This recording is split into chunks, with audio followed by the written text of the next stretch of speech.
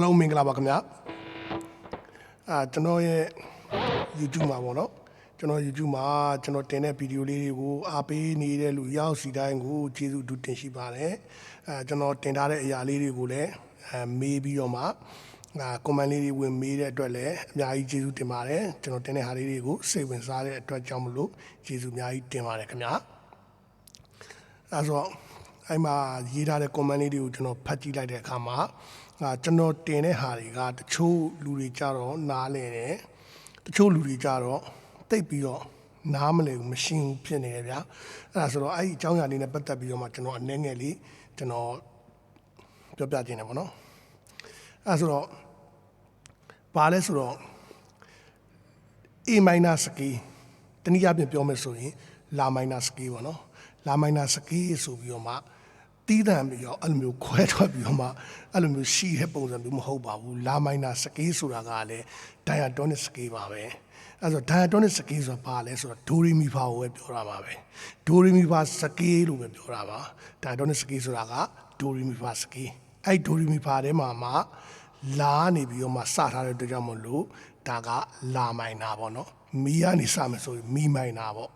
Fa ကနေစမယ်ဆိုရင် Fa ပေါ့အဲ့လိုပုံစံမျိုးပေါ့နော်အဲ့တော့A minor နဲ့တီးမဲ့ဆိုရင်ဒါ A minor scale ဆိုပြီးတော့မှတီးတဲ့အဲ့လိုမျိုးခေါ်ထုတ်လိုက်တဲ့ပုံစံမျိုးဖြစ်တယ်ပေါ့နော်အဲ့ဆိုတော့ Do Re Mi Fa diatonic scale ပေါ့နော် diatonic scale ကိုပဲကျွန်တော်အခုလောလောဆယ်ကိုရှင်းပြနေတာပါအဲ့ဆိုတော့ကကျွန်တော်ရဲ့တီးတဲ့ဟာတွေကိုလိုက်တီးဖို့အတွက်မဟုတ်ဘူးဗျကျွန်တော်တီးတဲ့ဟာတွေကိုလိုက်တီးဖို့အတွက်မဟုတ်ဘူးအဲ့မှာညီကိုတယောက်ကကျွန်တော်မေးထားတယ်နှုတ်ကလေးတွေနဲ့ပေါ့နော်နှုတ်ကလေးတွေနဲ့ရေးပြီးတော့မှတင်ပေးပါလားဆိုတော့ဟုတ်ကဲ့နှုတ်ကလေးတွေနဲ့ရေးပြီးတော့ကျွန်တော်တင်ပေးခြင်းပါတယ်ဒါပေမဲ့ကျွန်တော်ကအဲ့လိုမျိုးနှုတ်ကိုကြည့်ပြီးတော့မှလိုက်တီးတဲ့ပုံစံမျိုးကိုကျွန်တော်အခုပြောပြနေတာမဟုတ်ပါဘူးဘာကြောင့်လဲဆိုတော့ကျွန်တော်တို့က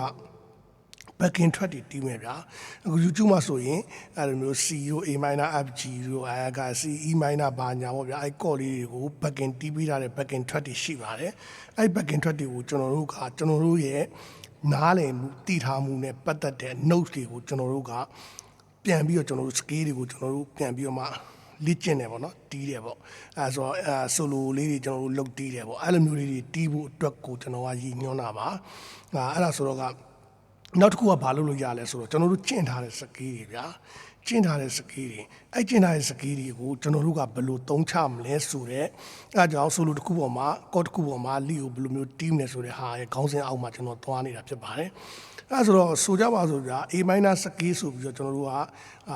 YouTube ပဲဖြစ်တခြားနေရာပဲဖြစ်ကျွန်တော်တို့ကဒါက La minor A minor စကေးกว่าဆိုပြီးတော့မှသူတို့က La minor စကေးတော့မဟုတ်ဘူးလားသူတို့ပြောမှာဆို A minor စကေးလို့ပြောမှာနော် A minor စကေးกว่าဆိုပြီးတော့မှသူတို့ကပြလိုက်တယ်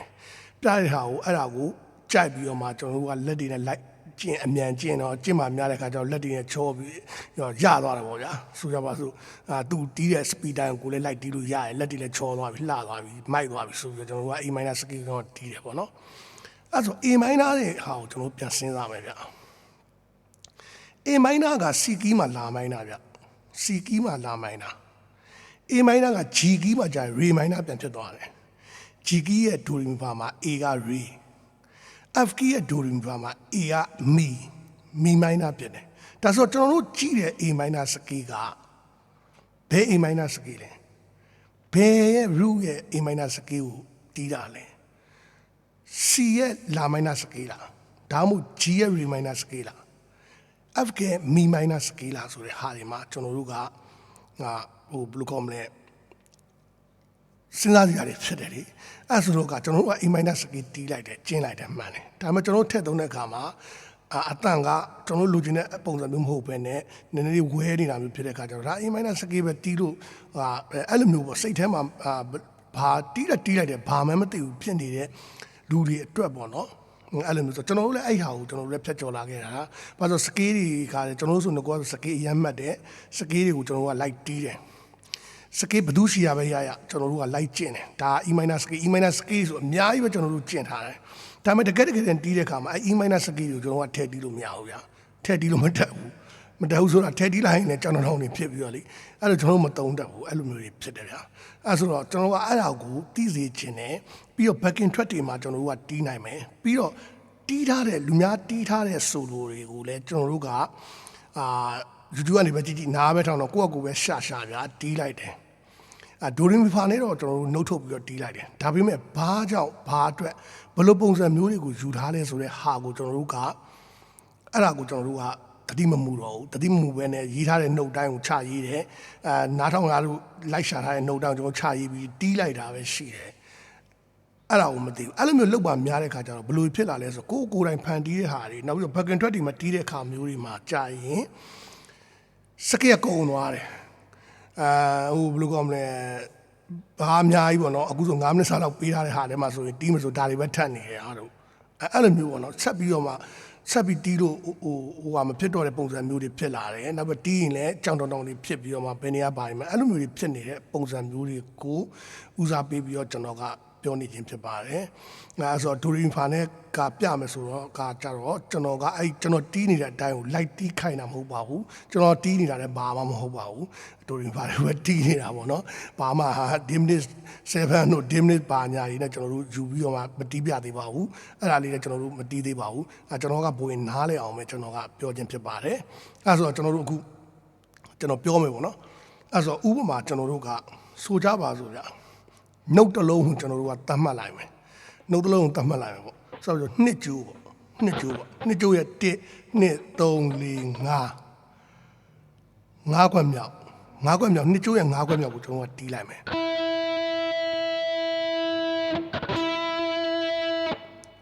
အဲ့နှစ်ကျိုးရဲ့5ခွက်မြောက်ကိုကျွန်တော်တို့စိတ်ထဲမှာကျွန်တော်တို့ကဘာဖြစ်တတ်မှတ်မလဲအခုဆိုဒီကောင်ကျွန်တော်တို့ကမီဖြစ်တတ်မှတ်မယ်တောင်မီဖြစ်တတ်မှတ်မယ်ဆိုရင်မီပြီးရင်မီနဲ့ကက်လျက်ဒီဖာနဲ့ကက်လျက်ဖာတကွက်ကြော်ဒီဆိုအဲ့တော့မီဖာဆိုပြီးတော့လာပြီးတီပြီးတော့အဲ့တော့မီနဲ့ဖာနဲ့ကတ်နေတယ်ဗျာမီနဲ့ဖာနဲ့က halfကျန်တဲ့ဟာတွေကဟိုးဆိုတာက whole step ပေါ့နော် whole step ဆိုတာအပြည့်ပေါ့အတန်ပြည့်ပေါ့အတန်ပြည့်ဆိုတော့ဖာနဲ့ဆိုနဲ့ကြတော့ whole step လို့ခေါ်တာပေါ့အဲ့တော့တချို့က W လို့ကြီးတာပေါ့နော်W ဆို whole step ပေါ့နော် whole step ဆိုတော့ဖာနဲ့ဆိုနဲ့ကဒါက whole step ဖြစ်သွားပြီဒါဆိုကျွန်တော်ကဒါကိုမီဖြစ်တတ်မှတ်မယ်ဆိုရင်ဖာဘယ်နေရာမှာရှိလဲဆိုတော့ကျွန်တော်တို့ကသိပြီးသားဖြစ်သွားပြီဘာကြောင့်လဲမီနဲ့ဖာနဲ့ကတ်နေတာဟုတ်ဒါမီနဲ့ဖာဒါဒီမှာမီဆိုရင်ဗျာဘေးနာဒါဖာပဲဖာဒီကိုလာစရာအကြောင်းမရှိဘူးဘာလို့မီနဲ့ဖာနဲ့ခတ်နေတာဟုတ်ဒီကောင်ကိုပဲကျွန်တော်တို့ကမီမယူကျွန်တော်တို့ကရေယူမယ်ဆိုရင်ဒီကောင်ကိုရေယူမယ်ဆိုရင်ဒါရေဖြစ်တတ်မှတ်မယ်ဆိုရင်ရေပြီးရင်မီဒီကက်လျက်မဟုတ်တော့ဘူးရေနဲ့မီဒီ whole step ဖြစ်တဲ့ကြောင့်တကွက်ကြော်ဖြစ်သွားမယ်ရေနဲ့မီနဲ့ဒီတကွက်ကြော် whole step အဲ့ဆိုရေမီပြီးရင်ဖာဆိုကက်လျက်ဒါဆိုဒီကောင်ကိုရေယူလိုက်တယ်ဆိုရင်သူ့ရဲ့ root key ကဘာလဲဆိုရင်ဒါဆို re do ပေါ့ဒါဒီပေါ့ဒါကတော့ e ပေါ့ဗျာကျွန်တော် e ကိုမီဖြစ်တတ်မှတ်မယ်ဆိုရင် key c ဖြစ်သွားတယ်ဒါဆိုမီ re do ပေါ့ key c ဖြစ်သွားတာပေါ့ key c ရဲ့မီကိုကျွန်တော်ယူတီးလိုက်တာပေါ့အဲဆို e တော့ e ပဲဒါပေမဲ့ကျွန်တော်တို့က key c ထဲမှာကျွန်တော်တို့ကဝင်တီးမယ်ဆိုရင် key c ရဲ့နှုတ်လုံးတွေကိုကျွန်တော်တို့ကမမအောင် key c ထဲမှာဝင်တီးမယ်ဆိုရင်မီဖာတောင်ဖြစ်မှာပေါ့ဗျာတကယ်လို့ key ထဲမှာဝင်တီးမယ်ဆိုရင်ဘာလို့ရေမီဖာရေမီဒါဆိုရင်ရေမီဖာပေါ့တောင်းထားရေမယူဘူးဗျာဖာဖြစ်ယူမယ်ဆိုရင်လည်းဒီကောင်ဒီဖာဆိုလာတီဒိုဒါဆိုဘီဂီဖြစ်သွားတာပေါ့အဲ့တဘောပဲအဲ့ဆို1ဟတ်တွေကိုကျွန်တော်တို့ကပြောခြင်းဖြစ်တယ်အဲ့ဒါတွေကိုကျွန်တော်တို့ကအခုဆိုရင်ဗျာE minor ဆိုရင်လည်းကျွန်တော်ပြောရဗျာ G key မှာဆို E minor လာ minor ဗျာ C key မှာဆို E minor မီ minor ဖြစ်နေအဲ့တော့ကျွန်တော်က E တော့ E ပဲဒါပေမဲ့ကျွန်တော်က C key အတွက်တီးမှာလား G key အတွက်တီးမှာလားဆိုတဲ့ဟာပေါ့ကျွန်တော်တို့ကမူတည်ပြီးတော့ကျွန်တော်တို့တီးလို့ရတယ်ဒါဆိုရင်မီဖာကလျက်ဆိုလာတီဒို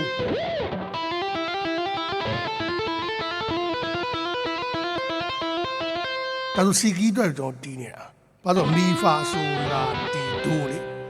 ဒိုရေမီပေါ့ ဒါဆိုရင်မီစမီဆုံးပေါ့ဒါကိုကျွန်တော်တို့ကဒါကိုမီဖြစ်မတတ်မှတ်ဘူးရေဖြစ်တီးမယ်ဆိုရင်ဒါဆိုရင် E minor ကိုရေဖြစ်တီးမယ်ဆိုရင်ဒီကီးဖြစ်သွားပြီဗျာအဲဆိုသူ့ရဲ့ root ဒီကောင်းရေဆိုရင်သူ့ရဲ့ root ကဒိုပေါ့ root ဆိုတာဒိုကိုပြောတာပေါ့နော်ဒိုပေါ့ဒိုဆိုကျွန်တော်တို့ကရေမီဖာမဆိုရေမီဖာဆိုလာတီဒီမှာကျွန်တော်တို့ကနှုတ်ကချိန်သွားပြီပေါ့နော်အဲဆိုအဲ့လိုပုံစံမျိုးတွေကိုကျွန်တော်တို့ကတကယ်လို့တက်ပင်ပေါက်မယ်ပေါ့နော်တက်ပင်ပေါက်မယ်ပေါ့ E minor ပေါ့ဒါပေမဲ့ D key ရဲ့ E minor ပေါ့ D key ရဲ့ E minor မှာကျွန်တော်တို့ကတက်ပင်ပေါက်မယ်ဆိုရင်ကျွန်တော်က11ဟတ်ကိုကျွန်တော်တို့ကတန်တွန်းနေကစကီးပုံတင်ကြီးကိုကျွန်တော်တို့ကတိမှဖြစ်မယ်တိမှကျွန်တော်တို့ပေါက်လို့ရမယ်ပေါ့နော်အဲဒါကြောင့်မလို့လဲကျွန်တော်ကဆိုရင်ကျွန်တော်က C key မှာဆိုလဲC key မှာဆိုရင်ဒိုမီဆိုနဲ့ဖွဲ့စည်းထားတယ်အဲဒါဆို C မှာတီးလိုက်တဲ့ chord တစ်ခုကို C chord တီးမှဆိုရင်ဒါဆိုရင် C ထဲမှာပဲဘာကြောင့်ဆိုတော့ကျွန်တော်တို့ကမီဆိုမီရေဒိုဆိုတော့ဘာကြောင့်ဆိုတော့မီရဲ့ဆိုရဲ့ဒိုရဲ့ကိုကျွန်တော်တို့က C ကဒိုမီဆိုကင်ထားတဲ့အတွက်ကြောင့်မို့ကျွန်တော်တို့ကမီရဲ့ဆိုရဲ့ဒိုရဲ့ကိုကျွန်တော်တို့ကယူတီးလို့ရတယ်အဲဆို तू က C တီးပေမဲ့ကျွန်တော်တို့အလုံးတီးတယ်ဆိုကျွန်တော်ယူတီးတယ်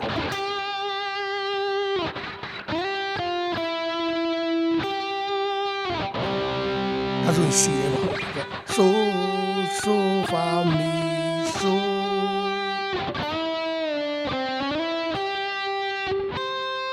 ုဒါဆိုစီပဲလေအဲ့ဆိုဒိုမီဆိုကျွန်တော်တီးနေတာအဲ့အကြောင်းအရာတွေကိုကျွန်တော်ကပြောပြနေခြင်းဖြစ်ပါတယ်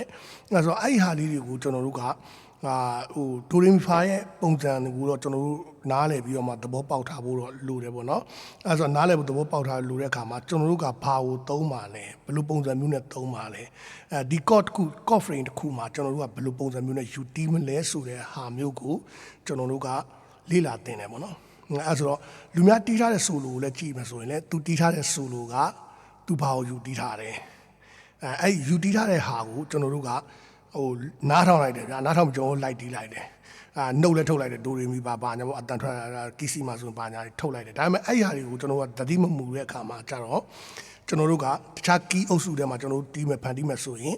ဘာကိုဘယ်လိုယူရမလဲဆိုတဲ့ဟာတွေကိုကျွန်တော်တို့ကသတိမူထားတဲ့ဆိုရင်ဒါဆိုရင်ဒီကောကဒီနေရာမှာဆိုရင်ဒါတွေယူမယ်ဒီလိုပုံစံမျိုးတွေနဲ့ယူမယ်ဆိုတဲ့ဟာမျိုးတွေကိုသိလို့ရအောင်နှုတ်တွေရဲ့ပါဝင်ပတ်သက်မှုနဲ့ဖွဲ့စည်းမှုကိုကျွန်တော်ပြောနေခြင်းဖြစ်ပါတယ်အဲဆိုတော့ကဒိုရီမီဖာတွေကိုကျွန်တော်ကလိုက်ရေးပြီးတော့မှပြမယ်ဆိုတော့ကျွန်တော်တီးပြနေတာကလူများတီးထားတဲ့နာမည်ကြီးနေတဲ့ဆိုလိုတစ်ခုလည်းမဟုတ်ဘူးအဲဆိုတော့ကအဲ့ဟာကိုလည်းကျွန်တော်တို့ဘယ်လိုကောမလဲအဲ့ဒါကြောင့်လည်းပါတယ်ပေါ့နော်ကျွန်တော်နှုတ်မရေးပြတာနောက်ပြီးတော့နောက်တစ်ခုကအဲ့ဒိုရီမီဖာနဲ့ဟာလေးတွေကိုကျွန်တော်ရဲ့ဒီ YouTube channel မှာကျွန်တော်အသေးစိတ်ရှင်းပြထားတာရှိပါတယ်အဲ့ဒီ channel ထဲမှာဗီဒီယိုတွေရှိပါတယ်ဝင်ကြည့်လို့ရပါတယ်နောက်တစ်ခုကဗျာအဲ့ဆိုဂီတာသမားကဗျာဂီတာသမားကသူကအမျိုးအစားလိုက်ရှိတယ်ဗျာအမျိုးအစားလိုက်ရှိတယ်မျိုးစားရှိတယ်ဆိုတော့တချို့ကကြတော့ဂီတာ solo တွေ intro တွေကို